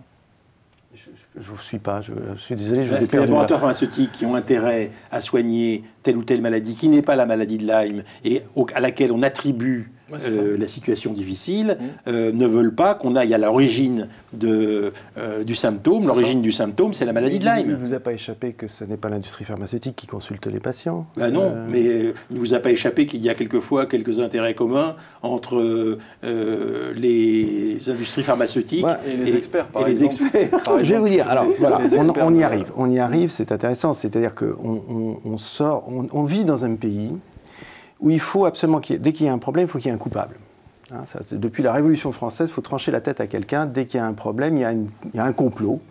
Dès qu'il y a un complot, il y a une affaire. Et dès qu'il y a une affaire, il y a un coupable. Moi, je n'aime pas cette idée que vous puissiez, d'un côté, légitimement faire tout ce que vous pouvez faire avec votre association et un certain nombre de patients qui sont adhérents à votre association pour faire la lumière sur une pathologie dont vous êtes atteint. Et je suis d'accord que c'est encore une fois absolument nécessaire et votre rôle est essentiel là-dessus. Mais je pense que, et je le dis dans mon livre, il y a une frontière très claire entre cette action-là, qui est louable pour moi, et ce que j'appellerais quelque chose qui frise le militantisme. C'est-à-dire, à un moment ou à un autre, c'est d'essayer de trouver... Oh là là, voilà le diable. C'est le militantisme. C'est de trouver un complot, trouver un complot là où il n'y en a pas. Pourquoi voulez-vous que l'industrie pharmaceutique ait un rôle aussi pervers et aussi stupide dans défendre des intérêts d'une maladie plus que d'une autre? Enfin, c'est tout ça. Parce qu'ils ont les médicaments pour soigner cette maladie et qu'ils ne savent pas comment on va soigner la maladie. Je peux vous assurer, pour avoir dirigé cette organisation professionnelle pendant 5 ans, que ce que les gens imaginent, on vous écoute avec intérêt, défendre des laboratoires pharmaceutiques. Le lobby de l'industrie pharmaceutique, bien sûr, est fantasmagorique, totalement fantasmagorique. C'est formidable. Mais moi, je suis très content que quelqu'un qui représente le laboratoire pharmaceutique défende le laboratoire pharmaceutique. C'est tout à fait normal dans ce pays, comme vous avez dit tout à l'heure. Je défends d'abord une forme de réalité qui est que, heureusement, on vit dans un pays où on ne fait pas n'importe quoi. On vit dans un pays où on ne vous baladez pas comme ça dans les couloirs de l'Assemblée nationale ou je ne sais où pour fendre tel ou tel député ou tel politique pour défendre des intérêts. Heureusement, on vit dans un pays à peu près, je dirais. Il n'empêche que le professeur Erard, dans un livre très intéressant qui s'appelle « Une belle promenade de santé », si vous le rencontrez, vous lui direz de ma part, 60% de Français sont satisfaits de leur système de santé, 60%, mais seulement 31% de Français considèrent que les actes de santé ne prennent pas en compte suffisamment. 31% prennent en compte la situation de chacun. 31% de Français considèrent mais ça n'a rien à voir avec le lobby de l'industrie pharmaceutique. Donc lui-même est le reflet d'une statistique où il dit qu'il y a près de 70% des Français qui disent on ne sait pas prendre la situation en compte de chaque individu. C'est ce que vous citez dans votre livre. Mais oui, mais ça n'a rien à voir avec le lobby de l'industrie pharmaceutique. C'est deux choses différentes. Mais aujourd'hui, qui c'est qui pilote la santé quand même? Enfin, je veux dire, à un moment donné, il faut se poser des questions. Quoi. Les experts, ils sont... C'est l'ensemble d'acteurs, on le voit. Donc, par exemple, politique, pour prendre un exemple très concret, la Haute Autorité de Santé donc, a déposé des recommandations en 2018 par rapport à la maladie de Lyme. Les experts qui ont constitué les groupes de travail, ils sont tous arrosés par des labos à des hauteurs. Mais arrosés, mais qu'est-ce que vous ils sont stipendiés, ils touchent de l'argent des labos. Ils font des études cliniques pour lesquelles, d'abord, ils sont rémunérés. Sauf qu'il y a quand même des... Comme n'importe quel investigateur. C'est quand même encadré tout ça. Il y a quand même des DPI, etc. Mais tout est encadré, mais tout n'a pas été déclaré en plus. Donc tout n'est pas déclaré. Ah ben c'est bien sûr, si. Nous, si, ça a été rendu public. Il y a en France une loi sur la transparence des liens entre justement, les médecins et les industries privées, pas seulement pharmaceutiques, les industries privées. Cette loi, elle est appliquée. Vous pouvez Pas aller toujours. sur le site. Écoutez, si Elle n'est pas toujours appliquée. au niveau de la NSM comme de l'HAS, les médecins qui sont appelés comme experts doivent remplir les exemplaires. Tout à fait, Oui, vous avez ils raison. doivent, Et quand l'ensemble. ils ne le remplissent pas, qu'est-ce qui se passe? La haute autorité qui peut contrôler les liens d'intérêt Qui a la peut, possibilité. mais qui ne contrôle pas toujours. Moi, je ne suis pas de la HAS, ni la NSM. Mais il y a un site qui est un site à gouvernemental, fait. vous le savez, bien sûr, on l'a qui consulté. permet de vérifier quels sont les éventuels liens qu'il peut y avoir financiers qu'il peut y avoir entre des experts et l'industrie du médicament. Et d'autre part, il est tout à fait normal que les spécialistes de certaines pathologies fassent des protocoles d'essais cliniques sur des nouvelles drogues, sur des nouvelles molécules, heureusement, parce que sinon il n'y aurait pas de recherche. la Et tout santé- comme il est tout à fait normal que ces gens ou ces services, parce que c'est pas les médecins eux-mêmes souvent qui sont rémunérés, c'est les services et les hôpitaux soient rémunérés pour ces études. Je ne vois pas où est le problème. Le problème, La seule il est- chose non, mais qui, il est que- Attendez, il va répondre. je termine juste là-dessus. La seule chose sur laquelle je suis parfaitement d'accord, c'est qu'à partir du moment où quelqu'un a été lié au développement d'une molécule en particulier, il doit se déporter dès lors qu'il est appelé comme expert sur D'accord. la classe pharmacologique Monsieur Lacoste. laquelle il Non, est mais expert. là, je crois que la santé, c'est un bien commun, quoi. Oui, Donc, c'est bien public. sûr, bien Donc, je vois pas pourquoi. On a un gros problème de structure à la base. C'est-à-dire qu'il Donc- y a du privé au milieu de tout ça. Donc, il y a alors des intérêts économiques derrière. Il y a des actionnaires. Vous Il y voulez a une des gens médecine qui. comment alors? Vous voulez une médecine comment? Je veux une Donc, médecine- Plus de médecins généralistes, Non, plus de médecins non, spécialistes rien à voir avec libéraux, ça. Ça n'a rien à voir plus avec ça. d'industrie Non. pharmaceutique. Non, Attendez, laissez-le non, parler. Ça n'a rien à voir avec ça. Ce qu'on veut, c'est une médecine déjà humaine et une médecine publique qui appartient au peuple. Je pense que la base, Je ne elle est comprends là. pas ce que ça veut dire. Expliquez-moi. Ben, c'est clair. Non? Il n'y a pas besoin C'est d'avoir quoi une de quelque médecine chose de publique? privé. Il n'y a pas besoin d'avoir du privé dans tout ça. C'est ça qui pose problème aujourd'hui. Donc vous ne voulez plus d'industrie pharmaceutique privée? Je pense Vous qu'aujourd'hui, pensez que la médecine- recherche va naître d'une industrie qui serait nationalisée? Monsieur Erard, est-ce que vous ne croyez pas que l'expert devrait choisir entre travailler pour une molécule dans un laboratoire pharmaceutique et travailler Non, ça n'est pour pas possible. la haute autorité de Mais santé? non, ça ne fonctionne pas comme ça. Ah Ça bon, n'est on peut pas possible. séparer les deux? Non, mais non, Ah mais bon. non. Et heureusement. Heureusement, parce que sinon vous n'auriez pas d'innovation, vous n'auriez pas de progrès, vous n'auriez pas de recherche, vous seriez encore à l'âge de pierre. De la même façon, vous dites, on ne peut pas avoir... Non, enfin, aujourd'hui, dans la situation médecine où est un on bien en est- public, donc vous voulez nationaliser tous les médecins généralistes, vous voulez les titulariser et les mettre Bon, alors, attendez, fonctionnaires de la on CNAM. va cesser un instant sur ce Qu'est-ce- sujet. mais je Tout à l'heure, en comprends pas. commençant, Monsieur Erard, Oui, vous m'avez je comprends dit, moi, ce que je regrette, c'est que les médecins, qui doivent être modestes, devraient savoir écouter les patients. Ça, Et c'est quand pour vous moi parlez essentiel. dans votre livre des associations de patients, vous commencez d'abord par dire qu'elles devraient faire plus pour la perfection de l'éducation thérapeutique des patients, Oui. et que finalement ces associations remplissent un vide. Je vous ai lu attentivement, Ouais. et elles devraient, selon vous, avoir un rôle dans l'orientation des patients dans le parcours de soins. Oui. C'est l'association qui devrait avoir un rôle, et c'est pas le système médical. Non, parce que je pense que le patient est devenu un acteur majeur du système de soins. Et c'est bien ainsi. Je suis d'accord avec vous. Et c'est très bien ainsi. Et je pense que les associations de patients sont essentielles pour au moins deux raisons. D'abord, effectivement, elles ont un rôle d'accompagnant et d'aidant de plus en plus Ouais, important. c'est ce qu'on fait. Vous avez eu du mal à de- l'écouter tout à l'heure. Hein. Non. Il n'avait pas pu parler ou quasiment, ou vous n'arriviez pas à l'écouter. Vous dites qu'il faut l'écouter, mais vous Non. ne l'écoutez pas. Non, il y a des allégations sur lesquelles je ne peux pas soutenir ce que vous dites. Il y a des allégations contre un système que vous décriez comme étant un système perverti, sur lequel je ne suis pas d'accord avec vous. C'est pour ça que je vous ai contredit. Sur les autres aspects de ce que vous faites, et pas seulement votre association, mais plein d'autres associations de patients, je pense qu'elles sont essentielles. Mais vous dites quand même qu'il y a une différence entre la défense des intérêts du malade Oui. et le militantisme. Oui. J'ai lu exactement défense des intérêts du malade et militantisme. Expliquez-moi en quoi le militantisme n'est pas une défense des intérêts du malade. Expliquez-moi. Pas lorsqu'elle vise à dénoncer sans preuve et sans autre forme de procès qu'une allégation un peu comme ça, un peu politique, des intérêts qui ne seraient pas, soi-disant, au service du patient, sans avoir la moindre début du commencement de la preuve de ce qu'on avance. C'est ce que vous avez fait Ça tout à l'heure. n'existe pas des intérêts privés qui viennent... Mais si, mais ça fait partie le monde dans lequel nous vivons est un monde qui est un monde libéral, c'est un monde capitalistique, c'est un monde qui est rempli d'intérêts privés, qu'il faut faire avec. Vous avez l'impression que c'est un monde qui va bien? Non, je suis comme vous, inquiet, mais malheureusement, je n'ai pas le pouvoir de le changer. Et je crains que nous n'ayons ni l'un ni l'autre la possibilité de modifier ce qui est l'environnement de cette planète. Mais alors, est-ce qu'il ne faut pas essayer sur des bases qui ne sont pas des bases... Est-ce qu'il ne faut pas essayer, au fond, d'améliorer la transparence du système pour essayer de voir comment le parcours du patient est gêné, obéré par des gens qui décident en fonction de leurs intérêts et non pas en fonction du service public? Ça existe ou ça n'existe pas? C'est ce que vous interprétez comme étant... Non, je vous pose la question. Je pense que... Un point sur lequel je vous rejoins, c'est que je suis effectivement favorable à une transparence déjà de de la donnée dont on dispose. Et chaque malade dispose d'une donnée, c'est son histoire. Donc commençons par la transparence de ce que le malade a dans sa propre histoire. On évitera de faire pas mal de bêtises, simplement en pouvant... Et reconnaissez que dans le cas de la maladie de Lyme, c'est un peu difficile de savoir ce qu'est cette transparence. Déjà, tous les examens... Lui, il pense qu'il y a une maladie de Lyme chronique. Et je ne suis pas sûr qu'on parle de la même chose. Mais bon, vous avez parlé de transparence pour le malade de sa maladie. Lui, il a expliqué ce que c'était sa maladie depuis un certain temps. Ça semble être une maladie de Lyme chronique. Je ne suis pas un spécialiste, mais ça a été diagnostiqué par certains comme maladie de Lyme chronique. Très bien. On lui dit, la plupart des médecins disent, ça n'existe pas. Qu'est-ce qu'il fait? Qu'est-ce qu'il doit faire? Encore une fois, on revient au début du débat.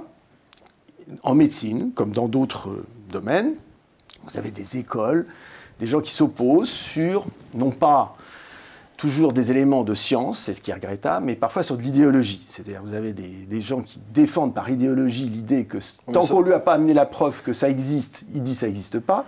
Puis des gens qui pensent qu'ils détiennent une partie de la preuve et qui défendent l'idée que ça existe. Ces écoles s'opposent et créent une espèce de confusion et alimentent, à mon avis, quelque chose qui n'est pas bon. Ils alimentent finalement la création d'une polémique autour d'un débat qui nécessiterait plutôt un rassemblement des données, du savoir et de la connaissance pour essayer d'établir la vérité. Moi, je suis plutôt dans la démarche qui vise à essayer d'avoir une vérité autour de cela. Et donc, il faut mettre les gens, il faut confronter les gens ensemble. On n'est pas dans un monde de bisounours. S'il y a des gens qui vous-même avoir un monde qui est qui a une meilleure cohésion et une meilleure transparence. Alors, c'est là où je vous rejoins quand même. Il y a des professionnels de santé qui quand même sont responsables en partie du scandale sanitaire de la maladie de Lyme, puisqu'il y en a certains, par exemple, qui ont validé la conférence de consensus de 2006. Donc ces gens-là, aujourd'hui, sont encore aux manettes. Donc forcément, ils ne vont pas prendre le risque. Comme dans tous les domaines, il y a des gens bien, il y a des gens moins bien, il y a des professionnels, il y a des gens moins professionnels. La médecine, malheureusement, si c'est ça la conclusion du débat, n'échappe pas au fait que le monde est inégal. Voilà, merci Monsieur Héra. Donc je rappelle que vous êtes l'auteur d'une belle promenade de santé, Comprendre la santé d'aujourd'hui et de demain, et que l'association que dirige Mathias Lacoste s'appelle l'association Le Droit de Guérir. Merci.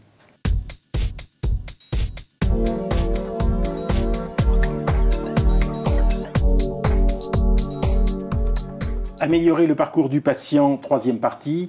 Notre grand témoin est Étienne Mainvielle. Bonsoir Étienne Mainvielle, vous êtes médecin, bonsoir. Professeur des universités en management, vous êtes directeur d'une équipe de recherche, management des organisations de santé, vous êtes titulaire de la chaire de management de l'École des hautes études de santé, vous êtes professeur à l'École polytechnique, vous êtes responsable de l'Institut Gustave Roussy d'une mission de développement sur les parcours innovants. Et on peut dire que votre livre est une réflexion sur l'innovation en matière de parcours de santé. Alors je voudrais commencer par cette question. On est parti de la maladie de Lyme. Vous avez bien vu qu'il y a un problème de parcours de santé, puisque beaucoup de patients se heurtent à cette difficulté de trouver au fond quelqu'un qui les prenne en charge en essayant de comprendre exactement ce qu'ils ont et en essayant de diagnostiquer ce qu'est leur maladie. Comme il y a un conflit médical, ça peut arriver dans beaucoup de domaines, comme il y a un conflit médical, ils sont ballottés un peu partout et le système n'est pas organisé pour, au fond, permettre au patient de trouver sa place, son chemin, quand il y a ce genre de contradiction. Oui, alors, moi, si vous voulez, c'est un peu aussi la question de qu'est-ce que j'ai pensé des présentations précédentes. La première chose, moi, je voulais dire, qui m'a frappé quand même, et il faut commencer par là, c'est que c'est navrant de voir les témoignages qu'on a eus de M. Lacoste, parce que, et c'est pas pour rentrer dans le caractère émotionnel, mais on a des témoignages à l'heure actuelle assez réguliers sans doute celui de M. Lacoste est un cas extrême, de patients qui sont donc dans leur parcours et qui sont ballottés, pour reprendre votre expression, d'un endroit à l'autre. Donc ça, c'est un premier problème quand même, c'est que c'est pas, à mon avis, ce que j'essaye de dire, des histoires de chasse, des cas isolés. C'est devenu quelque chose d'assez, malheureusement, fréquent. La deuxième chose, sur cette question de la maladie de Lyme, c'est un débat d'expertise. C'est-à-dire c'est un débat sur ce que moi je considère la définition des stratégies médicales et thérapeutiques, pas leur mise en œuvre, qui est une facette importante dans l'organisation. Et donc là, on a une confrontation d'expertise. Je suis absolument incapable de vous dire qui a raison, j'ai écouté avec attention.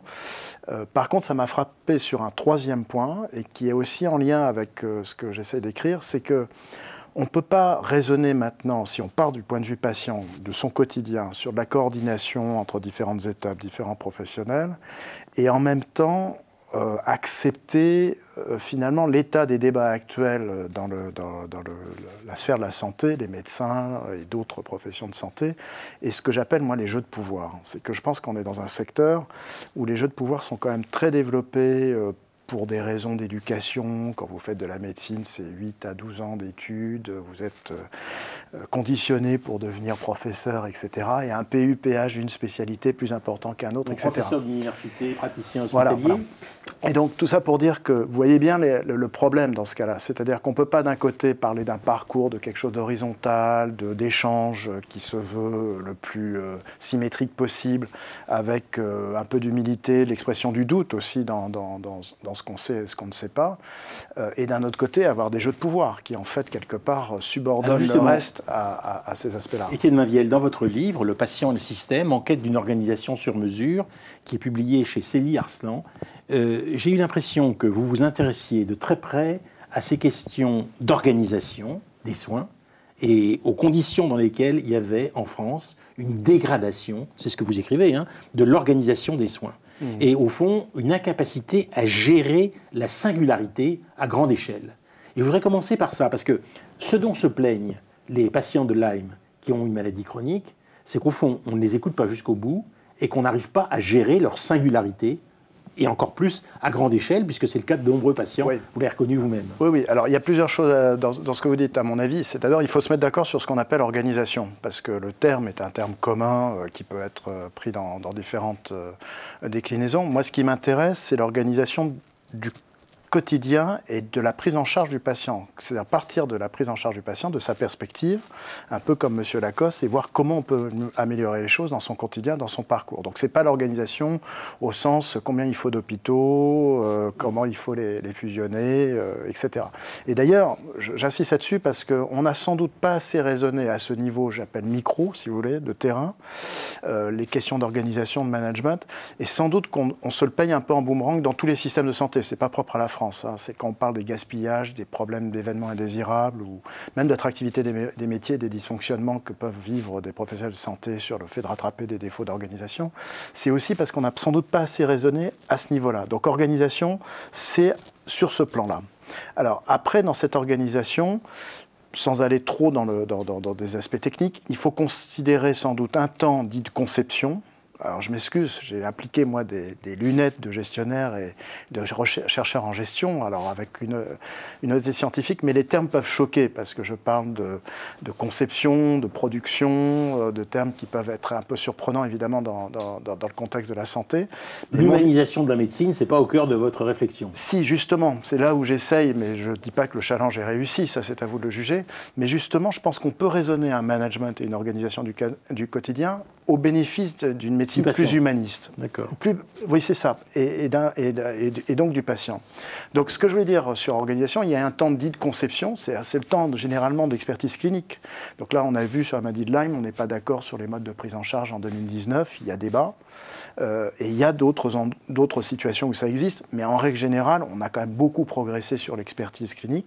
Par contre, un point qu'on n'évoque pas très souvent, c'est que cette expertise c'est terriblement segmenté. C'est-à-dire qu'on a des spécialistes en tout genre maintenant très pointus. Donc moi, je travaille par exemple en oncologie. Je peux vous assurer que les spécialistes de l'hémato-oncologie sont très différents des spécialistes du cancer du sang, du cancer du sein, par exemple. Bien sûr. Donc c'est des expertises très nichées. Donc ça pose un problème d'organisation aussi sur l'accès à ces... Et juste pour terminer, c'est cette question de mise en œuvre après, c'est-à-dire on fait une stratégie, on définit ce qu'il faut, un plan de diagnostic et thérapeutique, comment on le met en œuvre, et de ce point de vue-là, je pense qu'on n'a pas assez travaillé. Et je termine, singularité, on y reviendra. Je pense qu'effectivement, si on va jusqu'au bout de la logique organisationnelle et d'un point de vue humaniste, l'organisation et le management peut apporter justement cette reconnaissance de la singularité de la personne, et je pense qu'on en reparlera sur ce que veut dire la singularité en tant que telle. Thibaut Valentin. Est-ce que cette fragmentation dont vous parlez, est-ce que cette standardisation des actes médicaux empêche finalement une prise en compte de la complexité médicale qui ne peut être finalement que complexe? On le voit dans le cas de la maladie de Lyme d'ailleurs. Oui, alors c'est une complexité que je placerai au niveau du patient et de la prise en charge qu'on appelle maintenant parcours. Alors d'abord, le patient est devenu, si je puis dire, plus complexe qu'avant parce qu'il est un patient qui a besoin de soins, avec des soins et une expertise qui est devenue de plus en plus développée, donc les traitements deviennent de plus en plus personnalisés, comme on dit. Mais c'est un patient aussi, et c'est tout à fait logique, notamment avec la croissance des maladies dites chroniques, c'est-à-dire que ce soit le diabète, que ce soit le cancer, que ce soit l'insuffisance cardiaque, c'est un patient qui désormais vit longtemps avec une maladie, et évidemment, il revendique d'une manière totalement légitime d'avoir une interaction de plus en plus... pas plaisante, mais qui soit la plus satisfaisante possible de son point de vue, entre la manière de mener sa vie quotidienne et le fait d'avoir sa maladie. Et de ce point de vue-là, c'est quelque chose, moi, sur lequel j'insiste beaucoup. Je pense qu'on a besoin d'accentuer le sur-mesure sur des notions de service et de demande, si vous voulez, de patients qui sortent de la sphère clinique.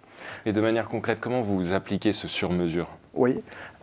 On essaye dans des stratégies, par exemple, de suivi à distance de patients atteints de cancer, de comprendre à la fois, évidemment, le côté clinique, c'est pas pour l'oublier, au contraire, c'est évidemment de le compléter, mais de comprendre aussi d'autres demandes. Je vous donne des exemples concrets. Nous, on a fait des études qualitatives.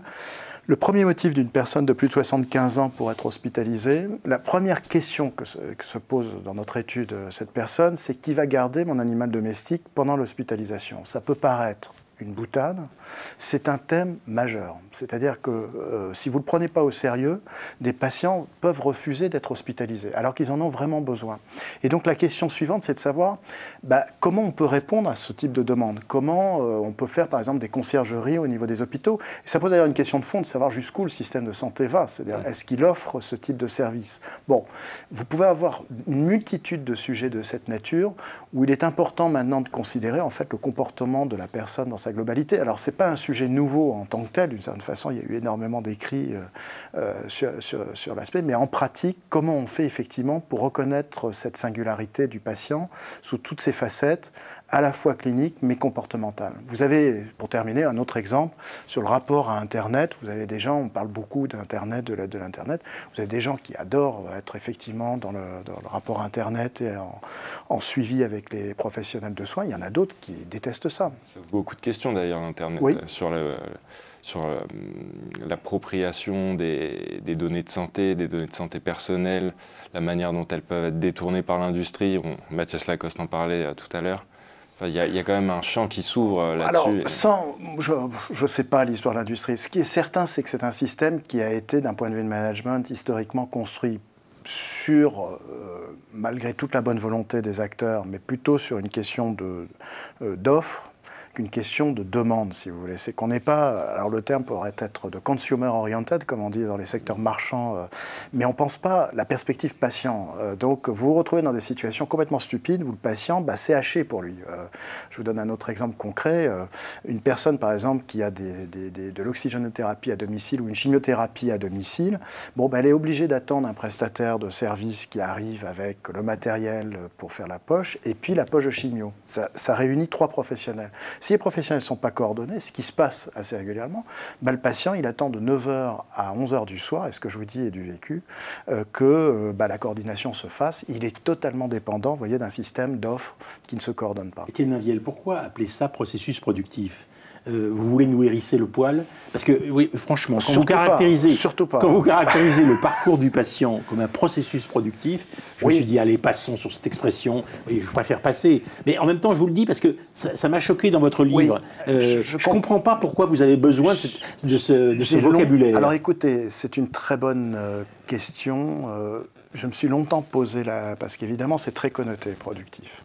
En même temps, je me suis dit, moi, je suis un chercheur, donc il faut que je reste honnête avec mes grilles de lecture. Les grilles de lecture, si vous voulez, le champ d'analyse du management, c'est le management de la production, malheureusement, si vous voulez. Mais là, on n'est pas dans la production. Après, il faut se comprendre sur ce qu'on met à nouveau sur production. C'est-à-dire que si vous mettez derrière la production, ce qu'on a vécu d'ailleurs, et que je souligne dans le livre en introduction, une intensité du travail et de la productivité, alors effectivement, c'est une déclinaison qui est négative. Et c'est sans doute ce qu'on a vécu ces dernières années avec les systèmes de paiement, tarification à l'activité. D'où les grèves que nous connaissons et l'immense mécontentement des services des urgences, et pas seulement des urgences. Si on parle là, je pense que c'était très légitime à un moment. Voilà, ces systèmes de paiement, parce que c'était des systèmes aussi qui étaient nécessaires pour maintenir à flot l'assurance maladie. On est allé certainement trop loin. Alors, de ce point de vue, il y a des réformes sur de nouveaux modes de paiement. On peut dire que ça ne va pas assez vite, qu'il y a effectivement un impact sur les ressources humaines, infirmières notamment, qui sont les plus impactées, qui est choquant en termes d'usure psychologique et de burn-out, ça c'est sûr. Alors maintenant, je voudrais vous interroger sur les outils d'analyse du travail et de l'évolution des métiers. Parce que dans votre livre, vous soulignez qu'il faut de nouveaux métiers de coordination. J'aimerais que vous m'expliquiez qu'est-ce que c'est que ces métiers de coordination que vous appelez de vos voeux. De quoi s'agit-il exactement? Je vois bien en quoi il y a des avantages au numérique. En même temps, vous reconnaissez vous-même qu'il y a des inconvénients au numérique. Ça nous amène à gérer, au fond, sur des critères extrêmement simples, une demande qui, elle, est extrêmement complexe. En conséquence, pourquoi seulement cette manière de prendre en compte la coordination en faisant appel au numérique, mais sans nous donner de pistes pour savoir quel jeu jouerait cette coordination? Oui. Alors, sur les nouveaux métiers, je ne dis pas tout à fait ça. C'est-à-dire que je suis plus prudent que ce que vous évoquez sur ce que j'ai compris en vous lisant, le développement des nouveaux métiers. On a un besoin de coordination. On a un besoin, moi je vous donne un exemple très simple, que je connais bien, le mien. Je suis médecin de formation. J'ai passé 8 ans à faire mes études. Je n'ai pas eu 1 heure de formation au travail d'équipe. Ensuite, je suis bombardé dans une équipe de 8-10 personnes. Le meilleur peut côtoyer le pire, ça dépend en fait des caractéristiques personnelles. C'est-à-dire que dans mon activité, je peux être attentif à celle de l'infirmière, du cadre de santé de mon collègue et de comprendre comment mon travail doit se coordonner pour qu'on fasse réellement équipe. Bon, mais vous avez des cas où c'est pas du tout ce qui se passe. Donc vous avez un problème, si vous voulez, déjà dans tous les métiers, d'être plus vigilant sur ces questions de coordination. C'est un peu ce que j'essaie de développer avec des compétences organisationnelles. Attendez, ce que j'ai compris moi, c'est que par exemple en cancérologie, puisque c'est votre spécialité, on a beaucoup de difficultés, quand on est malade du cancer, à, au fond, obtenir d'un médecin une vision globale de son état. On a quelqu'un qui étudie votre organe affecté, on a quelqu'un qui étudie telle ou telle conséquence de l'infection, on a quelqu'un qui vous prescrit des médicaments, mais au fond, de gens pour avoir un bilan d'ensemble, c'est extrêmement difficile. C'est pas tout à fait vrai. C'est pas ça. C'est pas tout à fait vrai. Vous avez des médecins référents qui ont cette globalité, mais justement, pas toujours, mais vous en avez aussi, vous avez tous les cas, mais enfin quand même, en règle générale, si vous voulez, ils essayent d'avoir cette globalité, et on parle de médecins référents. La grande difficulté, c'est après la mise en œuvre, vous voyez, de ce plan de travail qu'il évoque, cette stratégie. C'est-à-dire qu'après, vous avez, si vous prenez le cas d'un patient atteint de cancer, concrètement, par exemple, la signature pour que ce soit une maladie à affection de longue durée se fait par un médecin généraliste. Bon, il faut aller voir un médecin généraliste. Après, vous avez une infirmière à domicile. Vous avez plusieurs acteurs. Et c'est beaucoup plus sur cette question entre tous ces acteurs, comment il y a de la vigilance pour bien se coordonner et au bénéfice du patient, c'est-à-dire pas au bénéfice de ses propres horaires de travail et au niveau des structures qu'on représente, que se joue un petit peu la démarche. Mais je voudrais revenir, juste pour terminer, sur le métier de coordination. Vous voyez bien que déjà, il faudrait que les métiers professionnels de santé, tous, soient beaucoup plus sensibilisés. Je ne dis pas qu'il faut les transformer en managers, mais qu'ils soient sensibilisés à ces questions de coordination. Il n'est pas logique, si vous voulez, par rapport à d'autres secteurs de services, que les professionnels de santé soient aussi peu formés au management, à ce management de terrain, ces questions de coordination, ces questions d'empathie, comment réagir quand il y a un imprévu, comprendre les situations de travail, qu'est-ce que ça veut dire que de faire équipe, etc. Et de ce point de vue-là, c'est avant de créer des nouveaux métiers de coordination, les fonctions de coordination des métiers existants. Parce qu'il y a un petit paradoxe, pour terminer, c'est de vouloir, alors qu'on dit qu'il faut améliorer la coordination aussi pour des aspects économiques, commencer par créer de nouveaux métiers. C'est-à-dire qu'on crée une dépense supplémentaire. Donc moi, je considère que déjà, il faudrait essayer de mettre le paquet sur, à des niveaux différents sans doute dans l'investissement, sur la formation à l'organisation et au métier. Regardez le débat. Est-ce que c'est une formation à l'organisation au métier ou est-ce que c'est une formation en sciences humaines? Je veux dire par là, et vous n'osez pas parler de ça, de formation en sciences humaines dans votre livre. Vous parlez bien de l'organisation, et je crois que ça fait partie des sciences humaines, mais ce n'est pas la seule. Moi, en vous lisant, tout le temps, je me disais, au fond, est-ce que cette coordination ne doit pas inclure des sciences humaines qui essayeraient de comprendre en quoi telle ou telle affection touche le malade, et donc son équilibre global et la compréhension de ce qui se passe chez le malade avec les sciences humaines, la psychologie, la sociologie, qui font cruellement défaut en médecine. Alors, vous avez raison, on pourrait aller plus loin. Moi, je me suis cantonné dans mon champ et ma discipline de recherche. Par exemple, je parle d'un savoir dit empathique avec le patient, qui peut avoir effectivement énormément de facettes sur la compréhension du patient. Ce que je voudrais dire par ailleurs, c'est que vous avez des professionnels de santé, à l'heure actuelle, c'est ni mal ni bien, c'est que c'est très dépendant en fait des caractéristiques de chaque professionnel de santé. C'est pas formalisé. Et ce que j'essaye d'avancer comme idée, c'est de mieux le formaliser pour que ce soit quasi systématique, vous voyez. Donc ça, de ce point de vue-là, oui. Après, il y a une équation concrète, on est sous contrainte de temps. Et justement, on a débat sur les expertises, la maladie de Lyme l'a bien montré. Les médecins sont très pris maintenant sur l'acquisition de connaissances cliniques et des champs d'expertise nouveaux. Ils courent derrière une nouvelle expertise en permanence. Donc vous ne pouvez pas leur proposer, en plus, vous voyez, une formation au management pour faire un deuxième métier, si je puis dire, en un. Donc il faut trouver des formules, vous voyez, de sensibilisation. Il y a un métier, à mon avis, qui est très exposé, et encore plus que les autres, c'est les infirmières. Je pense que les infirmières sont, comme on dit, excusez-moi l'expression encore horrible, des frontliners. Ce sont elles qui Ça revient tout le temps dans votre livre, frontliners. Oui, je suis désolé. Ça, alors là, c'est un mot que vous adorez. Oui, parce que je trouve qu'il exprime tout à fait cette idée, c'est qu'elles sont au contact du patient et c'est elle qui résout ces questions du quotidien. Vous voyez, le délai de rendez-vous, qu'est-ce qui se passe, pourquoi j'attends, comment va se passer ma chimiothérapie, etc. Vous ne croyez pas qu'en conséquence, c'est elle aussi qu'il faudrait former aux sciences humaines? Moi, en vous lisant tout le temps, je me suis dit, c'est grand impensé, et ça reste impensé chez vous. Quand je dis sciences humaines, c'est pas un peu plus d'humanité, c'est pas du tout ça. C'est de la question. Voilà. Non, c'est pas la question. C'est pas la question. C'est enfin, en tout cas, comment est-ce qu'on fait entrer. Attendez, comment est-ce qu'on fait entrer la psychologie, la sociologie, la philosophie dans la formation des infirmières comme des médecins pour qu'ils comprennent ce que sont les questions qu'il faut aborder avec le patient? Oui, écoutez, je suis toujours un peu modéré sur ce genre de remarques parce que pour être confronté au quotidien de ces professionnels, il y en a beaucoup qui font un boulot formidable aussi. Il ne faut pas, c'est pas tomber dans... C'est pas formidable. Attendez, qui dit que c'est pas formidable? Vous me faites penser à Agnès Buzyn. Alors il y en a beaucoup qui font un service formidable. Oui, d'accord. Enfin, vous savez, tout le monde est mécontent. Oui, bon, on peut avoir c'est une situation. Tout le monde... Il y a des défauts, et c'est ce que j'essaie d'expliquer sur l'organisation. Mais ce que je voulais dire, c'est qu'il y a des gens qui sont humanistes dans leur comportement. Pas la question.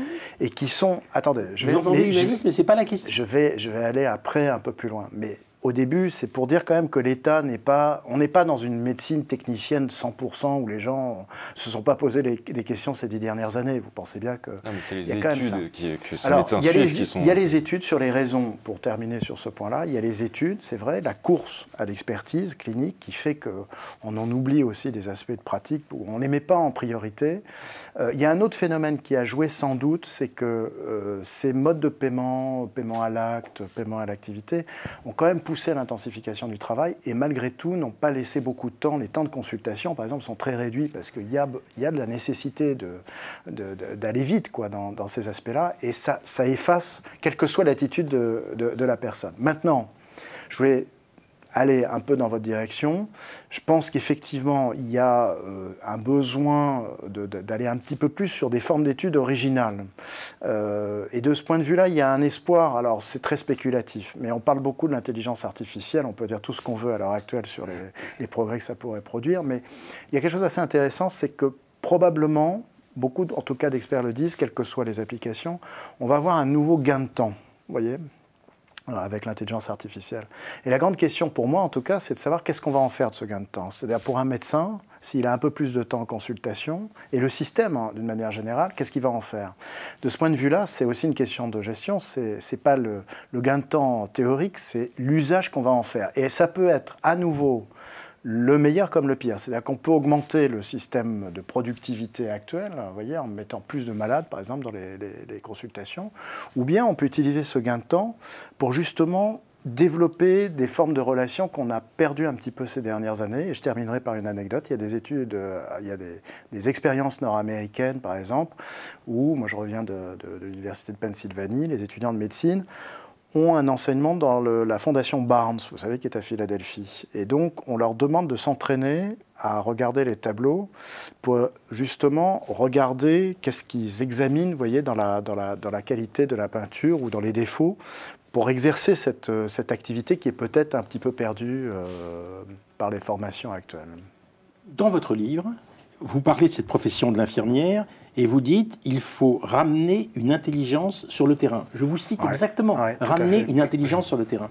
Qu'est-ce que c'est que l'intelligence d'une infirmière ou l'intelligence d'un médecin, sinon une intelligence qui prend en compte le fait que la maladie frappe différemment chaque individu et qu'en conséquence, la compréhension des conditions dans lesquelles cet individu est frappé est absolument décisive. Oui. Or, c'est pas ce que vous dites tout à fait. Il y a un petit, vous voyez, il y a un petit mouvement par rapport à ça. Non, vous je dites dis pas tout à fait ça. l'organisation. Je sais bien, je dis que c'est pas la personne, si vous voulez, en tant que telle, qui est finalement à blâmer, puisque c'est un peu la question de fond. C'est le système qu'il a mis quelque part dans un labyrinthe. Donc la formation en sciences humaines que le système devrait promouvoir. Mais c'est plus au niveau du système dans ce cas-là, si vous voulez, que de l'attitude de la personne. Mais évidemment. Mais qui vous a dit que c'est l'attitude de la personne? Non, bah alors, je dis que c'est incroyable, on est d'accord. Je pense que le système devrait enseigner les sciences humaines et devrait permettre à chacun de comprendre, à la lumière des sciences humaines, ce qui se passe de différent chez le malade A et chez le malade B.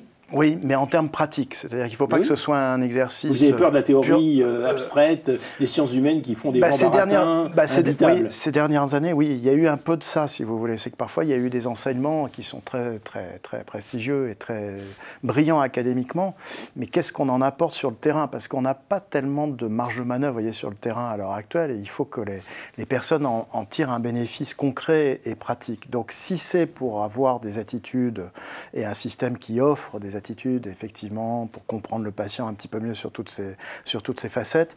Oui, mais voilà. C'est rien d'autre que je vous propose. Voilà. Parce que vous vous dites science du management. Est-ce que vous ne croyez pas que dans la science du management, il y a cet aspect de prise en compte, au fond, des conditions dans lesquelles chaque malade est impliqué différemment, frappé différemment par la maladie? Vous, tout le temps, vous parlez d'individualisation, ça m'a frappé. Si vous me permettez, il y a un auteur qui a écrit un livre qui s'appelle « Gérer la singularité à grande échelle ». Mais oui, donc, je voulais vous en parler de cet auteur. Voilà. Vous le connaissez? Oui.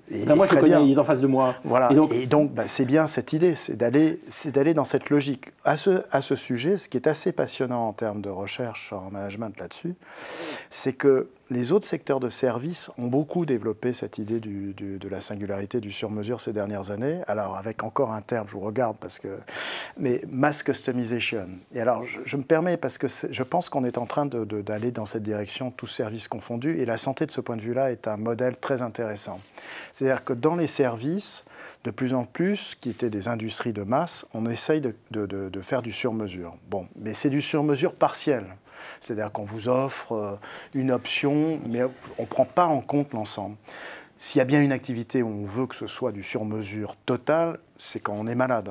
Et donc, moi, j'essaie de prôner ce modèle où on part non pas de la masse pour aller vers le singulier, mais on part du singulier et on essaie de résoudre l'équation économique pour en faire une industrie de masse. Vous voyez, quand vous dites sur-mesure, moi, je suis très frappé par le fait que le système médical a pris la mesure de la nécessité du sur-mesure. Vous en êtes une preuve. Vous êtes médecin et vous avez bien compris de ce qui se passait. Là, je vous interromps. Je suis une preuve, mais je suis très minoritaire. D'accord. Vous êtes encore. Mais attendez, en biologie aujourd'hui, tout le monde dit traitement. Oui, hein, moi, je suis très étonné parce que quand j'ai vu pour la première fois personnalisation du traitement et que j'ai vu que c'était une personnalisation biologique, je me suis dit merde, c'est pas la personnalisation qu'il faut. C'est une autre personnalisation qu'il faut. Oui, mais ça c'est très intéressant parce que moi j'ai eu la même réaction que vous. J'ai cru à un moment que ça y était, c'est-à-dire que mon concept allait être universel. Mais ce n'est pas tout à fait ce qui se passe. C'est-à-dire que quand on parle de la personnalisation de la médecine, c'est effectivement la personnalisation sur le profil génétique, génomique, voilà. Qui a tout son sens. Mais on est sur les traitements personnalisés. Moi, je revendique effectivement la personnalisation du parcours, de l'ensemble du parcours, qui est sans doute l'étape d'après, si vous voulez. Et moi, je revendique la personnalisation de la compréhension de l'histoire de la personne, qui est sans doute l'étape encore après.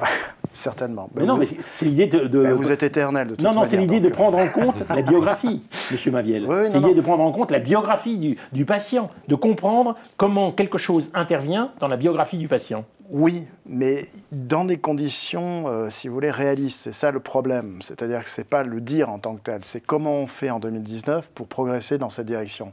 Et de ce point de vue-là, si vous voulez, il faut ouvrir un petit peu plus effectivement le système avec des modes de paiement différents, des formations différentes. On ne peut pas tout bousculer non plus parce qu'on est sous contrainte. Donc de ce point de vue-là, il faut avancer step by step dans cette direction. Ouais. Vous croyez qu'aujourd'hui, le livre que vous avez écrit sur cette personnalisation de la gestion est susceptible d'être entendu ? Je suis très pessimiste, en fait, si vous voulez, le fond de ma pensée. Je pense que je suis très minoritaire parce que je suis dans un angle mort. C'est-à-dire que d'un côté, vous avez la clinique, et vous voyez bien le débat qu'il y a eu auparavant. C'est un débat de clinique, d'expertise clinique, qui occupe, et c'est tout à fait légitime, les médecins, c'est-à-dire avec tout ce qu'on vient de dire sur le fait que l'expertise se développe. Et le management de ces dernières années s'est beaucoup développé, mais à un niveau que je considère un peu en surplomb, c'est-à-dire qu'on s'est posé plutôt la question de la fusion des hôpitaux, de la gouvernance générale. Donc ce management du quotidien, il est un peu dans un angle mort. Moi, j'ai pas beaucoup... Enfin, les gens m'écoutent avec courtoisie et intérêt, mais j'ai pas de force vive, de rappel derrière, si ce n'est sans doute les patients, parce que les patients, quand même, vivent des situations qui ne sont pas toujours très, très simples. Et avant de parler de gestion, il faudrait peut-être parler de moyens financiers. C'est-à-dire que c'est peut-être ça qui crée l'angle mort, finalement. On parlerait de gestion s'il y avait assez de moyens à l'hôpital et dans le système médical. Oui, mais là, j'essaie de développer la théorie selon laquelle, si on s'engage dans cette voie, le gain économique existe. C'est-à-dire que... Et de ce point de vue-là, les réformes actuelles, que ce soit Ma Santé 2022 en France ou Obamacare aux États-Unis, vont dans cette direction. C'est-à-dire qu'il y a eu le constat des gaspillages dans le système. Alors, je dis plus productif, mais dans le système de soins et l'organisation. Et le pari qui est fait est de dire, si on s'engage dans cette voie, on va avoir une réduction des gaspillages et aussi de non-qualité qui peut être bénéfique justement d'un point de vue économique. Le problème, c'est où on met le curseur dans l'investissement. Et toutes les réformes, quel que soit leur mode de pensée, la qualité de leur mode de pensée, se situe souvent dans des réponses structurelles. C'est-à-dire qu'on dit on va regrouper les hôpitaux comme les GHT, voyez, ou on va créer de nouveaux métiers. Or moi, ce que je dis, c'est une question d'organisation du quotidien, c'est de savoir comment on arrive à se parler et essayer de travailler ensemble. Merci Étienne Maviel. Alors je rappelle que votre livre s'appelle « Le patient et le système en quête d'une organisation sur mesure ». C'est cette organisation sur mesure que vous appelez de vos voeux. Et je voudrais dire à nos téléspectateurs qu'il est temps de fermer leur télévision et d'écouter un instant, réfléchir à ce qui a été dit et de l'investir dans votre expérience des hôpitaux, de la médecine, et de vous remémorer ce que vous avez vécu et de savoir si éventuellement on ne pourrait pas l'utiliser pour penser une transformation de la médecine française. Merci. Bonsoir.